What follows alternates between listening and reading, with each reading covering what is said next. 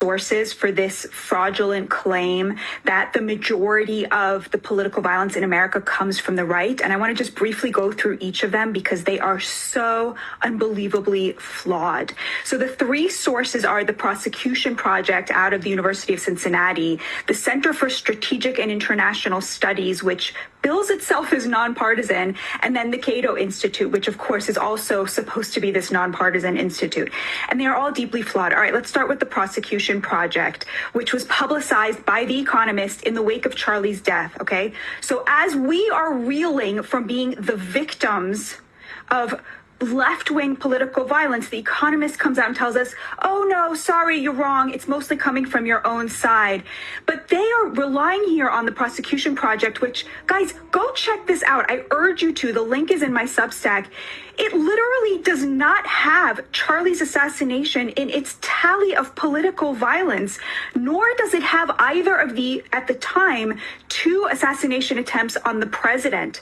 It lists every single person who blocks access to an abortion clinic, but not a single person who vandalized anything during the George Floyd riots, did any kind of property damage, nor does it list any of the 24 Americans who were murdered during the George Floyd riots.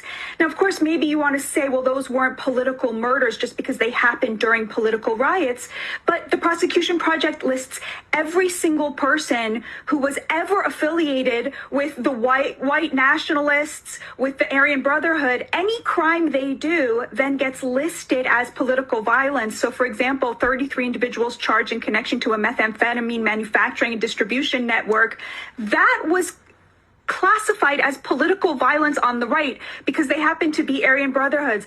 I mean, come on, these guys, these racists obviously just wanted some meth, right? But this gets classified, but not Charlie's assassination. All right, let's move on. So as you said, Andrew, the Wall Street Journal citing data from the CSIS, the Center for Strategic and International Studies, they have on their website their methodology listed. And in their methodology, just listen to this quote.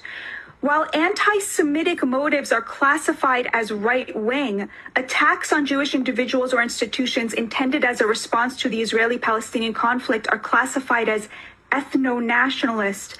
They literally created an entirely new category so that they could absolve the left of left-wing anti-Semitism. Like literally attacks on Jews and Jewish institutions, if they are done in the name of Palestinian freedom, the left is absolved of them, that becomes ethno-nationalist, which, by the way, is meant to fool you into thinking that it's on the right, right? And of course, and as they said at the start there, they're just saying anything anti-Semitic, that's just definitionally right-wing. It on doesn't the right, matter. Which is utterly insane because, as you guys know, of course there are anti-Semites on the right, but the right is fighting them tooth and nail, whereas on the left, anti-Semitism is being totally mainstreamed.